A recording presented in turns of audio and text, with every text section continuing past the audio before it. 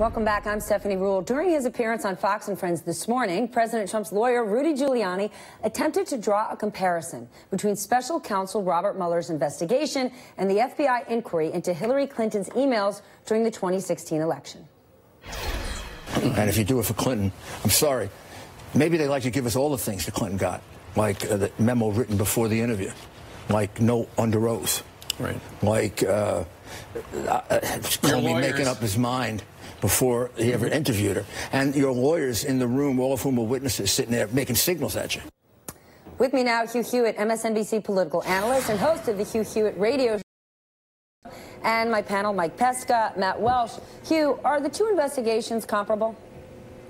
No, they're not. I think what Rudy Giuliani has been doing, Stephanie, is laying the predicate for turning down a presidential reply to a subpoena. In fact, all I've seen from the tweets and the two interviews and the commentary, this is not related to Stormy Daniels, even though it involves Stormy Daniels. It isn't related to Hillary. It's all about the president preparing to say no to a Robert Mueller subpoena to appear before the grand jury by citing all sorts of other instances of judicial processes incompleted.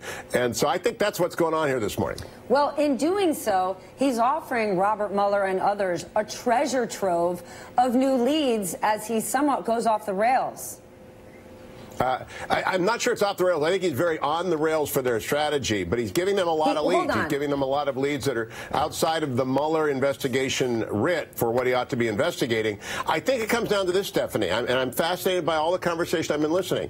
Does a president have to respond to a grand jury subpoena? That has never, ever been decided by the United States Supreme Court. Some law professors say yes, others say no. Thomas Jefferson thought no, but he lost. It's gone on for a long time. It's never. I think the president wants to litigate that all summer long. I think he thinks it helps him politically and diverts attention. In doing so, he directly contradicts the president, making him a liar. How is that good strategy?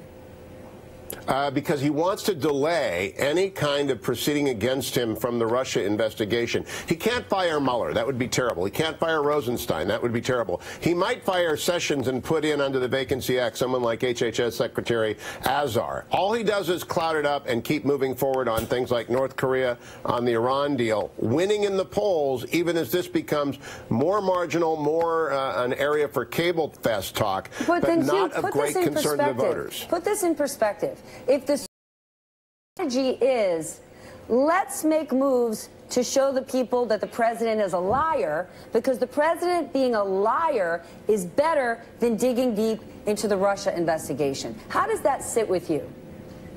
Well, because he didn't confess to being a liar. In fact, he denied that today. He said he signed President Trump and what President Trump had to say about Stormy Daniels, Michael Cohen, and the payment, making the president a liar. But in the tweets this morning, he says he was not intimate with Ms. Daniels, and so he has not yet retreated from that position, and Rudy gave him a way out. I'm still going back to the key point. The only thing that threatens this president is impeachment.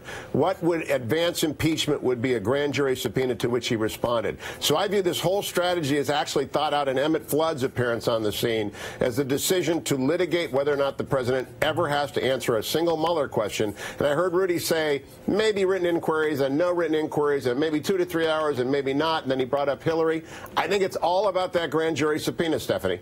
Okay, so if this is about the grand jury subpoena and keeping the president in the Oval Office, what about his family members? I want to share what he had to say about Jared Kushner. What about his son-in-law? They talked about him. I guess Jared is a fine man, you know that. But men are, you know, disposable. But a fine woman like Ivanka, come on. Hugh Hewitt, what in God's name is Rudy Giuliani talking about? A fine woman? Forget about it. What is that all about?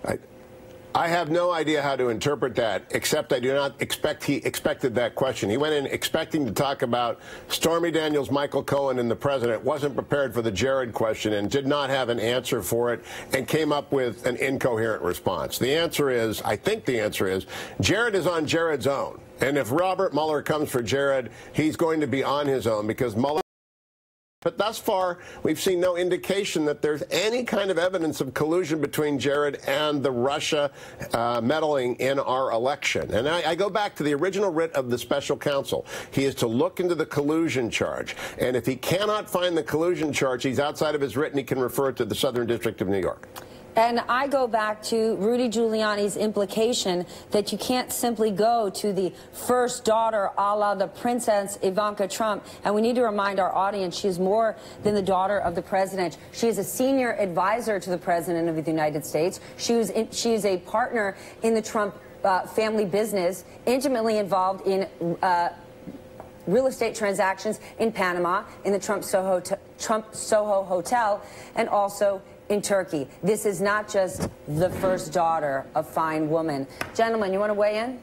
I think Hugh is absolutely right to point that this is the strategy of Emmett Flood in particular. He's an impeachment attorney. This will be the big legal question that needs to be played out. And Hugh is right that this hasn't been decided. The Watergate, this was a key pivotal moment of trying to subpoena the tapes from the White House. And the Supreme Court ruled that, yeah, you have to hand them over. Then it was all over but the shouting. But an interview is a different thing altogether. And we don't know the outcome of that. And some of that is going to be played in the court of public opinion as well as the court of law. The risk's not just for collusion. Collusion's not even a legal charge. It allows him to go wherever the evidence takes him. But I want to ask Hugh a question. You know, Hugh, we on this panel all agreed that it sure seemed like Giuliani put his client on the hook for a campaign finance law violation, especially when you add up the comments of Fox and Friends. What if that came out in the last debate? I like to get out of my intellectual silo, my ideological silo. So what do you think? You didn't see it that way?